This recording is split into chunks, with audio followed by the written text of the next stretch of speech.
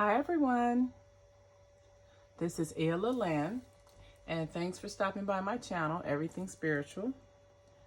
This is a channel where I provide spirit-guided intuitive tarot and oracle card readings, as well as informational videos of a spiritual nature. Today I'm going to do my July 12th house astrology reading for Capricorn. Capricorn's dates are December 22nd through January 19th. Capricorn is ruled by Saturn. It's yin energy, which is inward looking and receptive.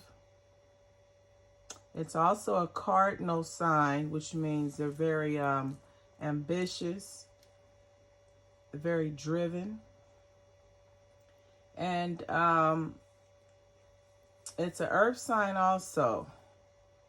So it's able, Capricorns are able to build structured careers. So let's go ahead and see what's going on with Capricorn for the month of July. I forgot to mention the decks that I'm using for this reading are the New Era Elements Tarot deck, which it looks like this. And then we have the Lenormand Oracle deck and the Rider Gilded Lenormand Oracle deck.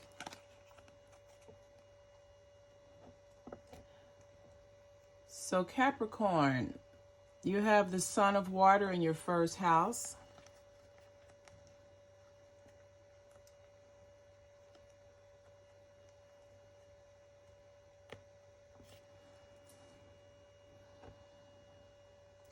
The Sun of Water is someone who's very inspirational.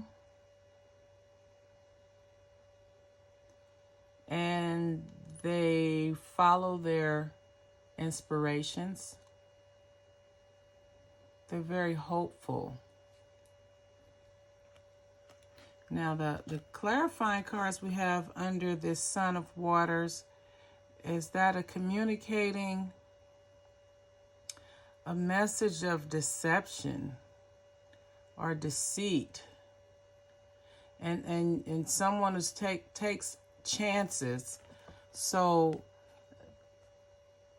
Capricorn, in your first house, you have the Sun of Waters,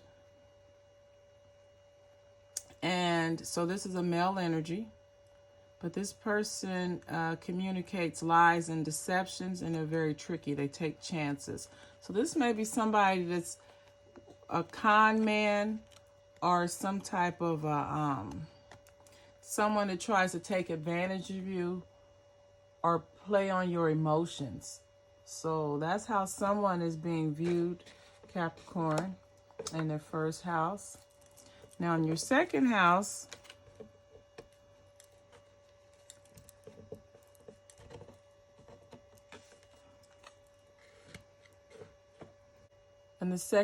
we have the Nine of Gain, which this is the Nine of Pentacles, or the Nine of Earth. It's communicating that it's a time you're viewed as someone who has the ability to nurture and grow something, to nurture and grow a career, to nurture it and grow your finances or your talents. You're very loyal, and you're also someone who's been able to overcome several obstacles to bridge the gap. You've been able to overcome some obstacles, and you're considered someone who's very loyal and sensual regarding your values and feelings and worth.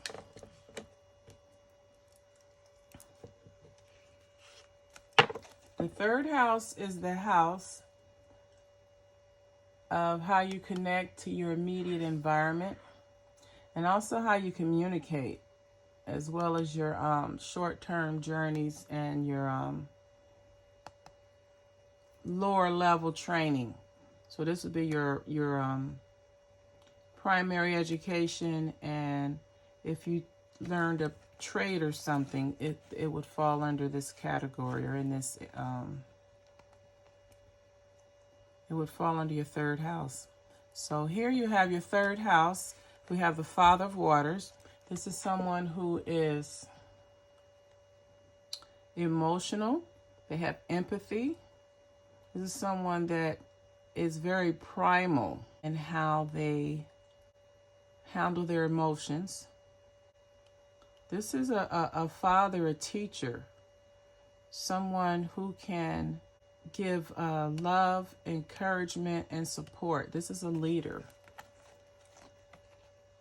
So in your third house,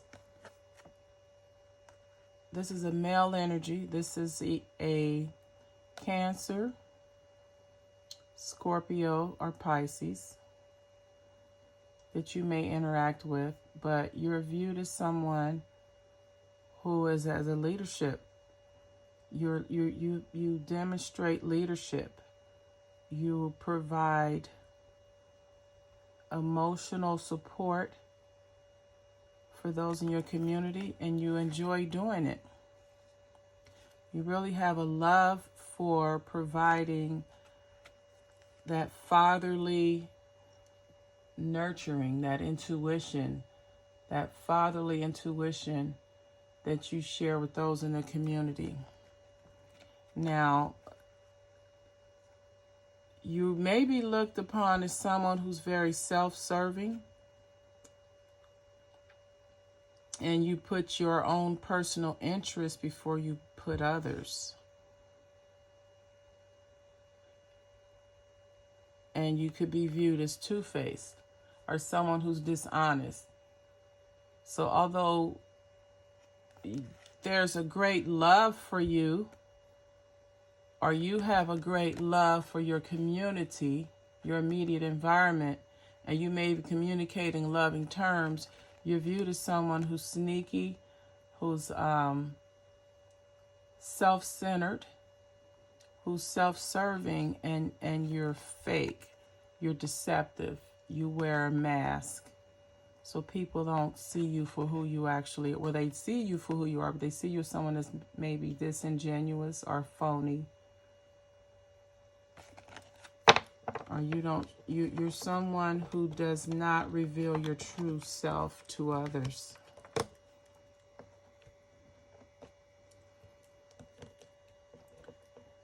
The fourth house is the house where we get our emotional nurturing from. And in this person's fourth house, you have Scorpio and Virgo. So you have illusions. So in your fourth house, when it comes to your emotional nurturing and your foundation with your family, there's some stuff going on there. There's some illusions. Things are not as they appear to be. And here you have the Skype. So this is used to remove things that no longer serve you. This is used to remove things from your life that don't add value. And then you have and once doing so, it'll allow you the chance to develop that stability, that it will strengthen your foundation. It'll strengthen your home foundation. It'll strengthen your family roots. But you have to decide what you're going to do. You have to decide, what are you going to keep? Remember, because we're dealing with illusions. So you need to decide what's real and what's fake. What serves you and what doesn't. What adds value to your emotional nurturing or your foundation, what doesn't. And you have to remove those things that do not add value. But the choice, first you have to choose and decide what those things are. Your fifth house is the house of love affairs, romance, short-term relationships. And here we have the Devil card. So right away, that says to me that Capricorn, you are someone you know or that you're dealing with is viewed as maybe someone who's very sexually promiscuous, someone who dates a lot of men or women. And the clarifiers we have is the fish, plenty of fish in the sea. So this is someone who dates a lot of men, very promiscuous, and they date men and women. So this is someone who's very, very sexually, you may call it a liberating. They're sexually promiscuous. So this is someone that has the love them and leave them mentality. So you're dealing with someone who is not interested in any type of a long-term relationship. They're very good at short-term love affairs or flings. So be aware of that.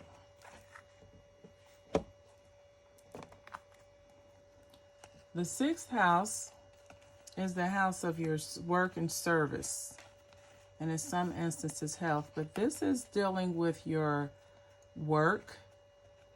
You're feeling despair, and the disparity may be a result of you not being able to have the job or career that you're looking for. You see, you have to decide. You're at a crossroads. You need to decide which path you're going to take, since you're feeling a sense of despair and dissatisfaction with your current work situation. You have to decide.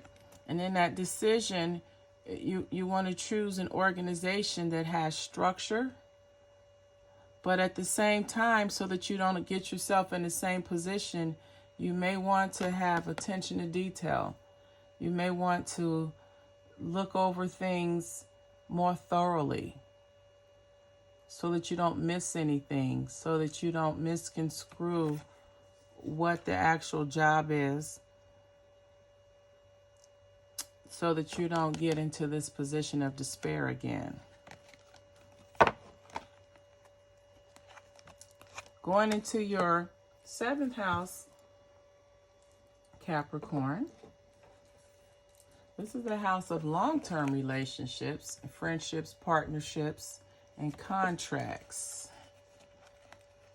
Now, the 3 of grief, which this would be the 3 of swords, and the traditional tarot, and you see the broken heart there. And that's normally a sign of despair, hurt, grief, and pain as a result of a relationship where someone has not been truthful or faithful. The clarifiers we have are the ship, which is the journey, and a journey can cause a transformation. So this person needs to go away. They need to get away or go away from this relationship, to get away from the grief. And then you have the clouds. It's half and half. You have sunny, and then you have stormy, all the way down to the lightning and rain. So you need to change your circumstances, relocate, get away, take a vacation, a trip, but do what you have to do to get away from this relationship so that you can think and find yourself. And then once you do get away, you'll be able to clear up the confusion and then have longevity, have vitality. Tap into your source, your inner self, and find happiness again. So Capricorn, it's time for you to move on from that situation.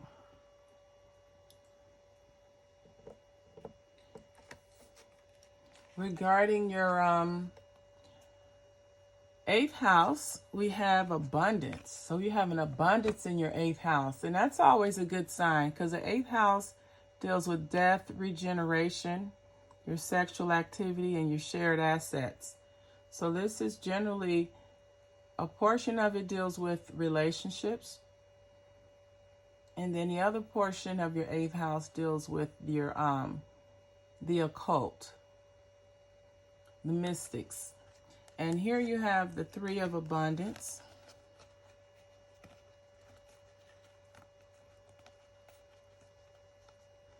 And then the clarifying of the 3 of abundance is the 4-leaf clover. So you're very lucky.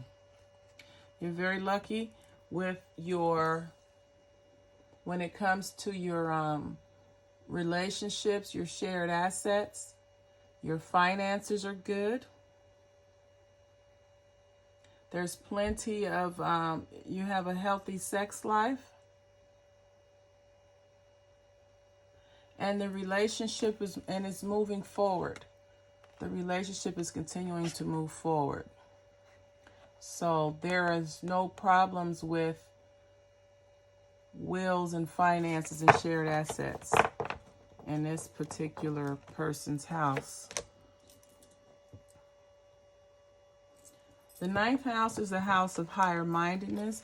It's also the house of expanded consciousness, where you tap into source and you strengthen your intuition and spirituality.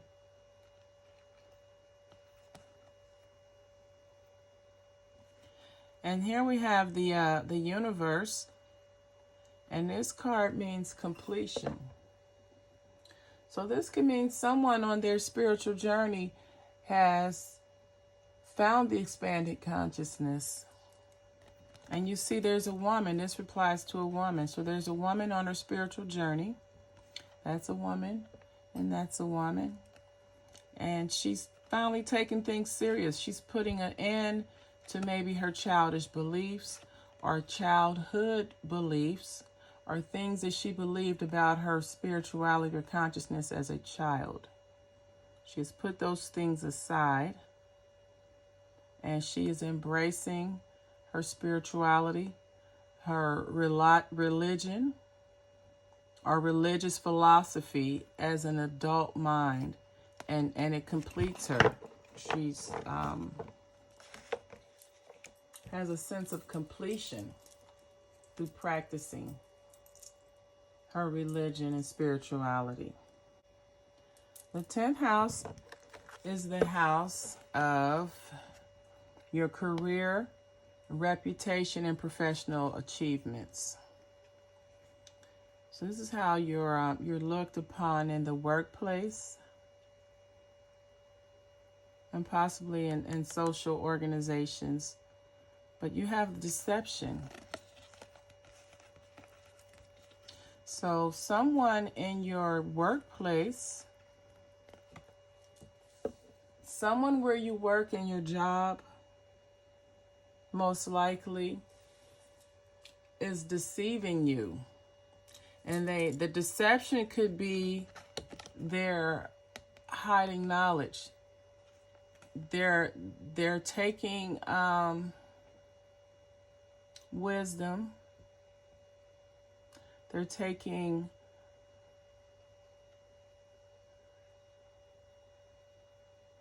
intellectual knowledge. They're taking knowledge and they're withholding it from you. And that's where the deception has come into play. So that I would start with my supervisors and my immediate, I would begin with my supervisors to see what is being withheld from me. This could be information that would allow you to advance on the job or to get a raise, or maybe even to transfer to a different job. But something is being withheld from you that's going to make you not competitive or not able to move up through the company right now. The 11th house is the house of your joint activities and like-minded people. And you're very intuitive. This could be someone that's a reader.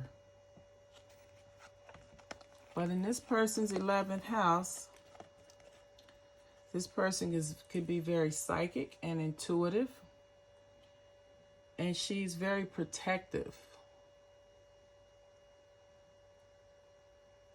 So when it comes to the like-minded people and similar interests, this person takes the role as the leader. She has leadership. She's an overseer. She's strong, and she protects and watches over those who she is responsible for. And you see, you have a letter of hope, the communication of hope. So in someone's 11th house, we have a leadership, a woman who's overseeing the activity or the group. She's intuitive, she's very protective, and she's strong. And she watches over those in her group or organization.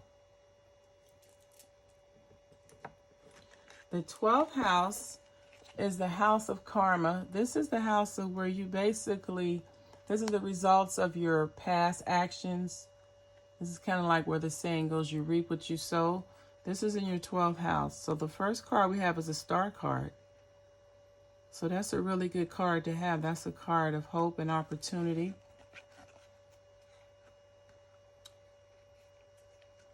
And I see the hope here. So there may have been a time when you were not conscious that you have a karmic debt for your actions. Basically, whatever you put out is what you get back. But you became aware of your menacing ways, and you had a breakthrough. You overcame them.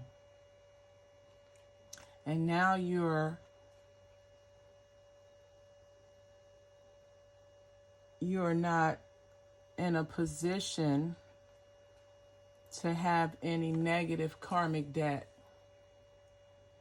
Or you have taken actions to right your wrongs from the past.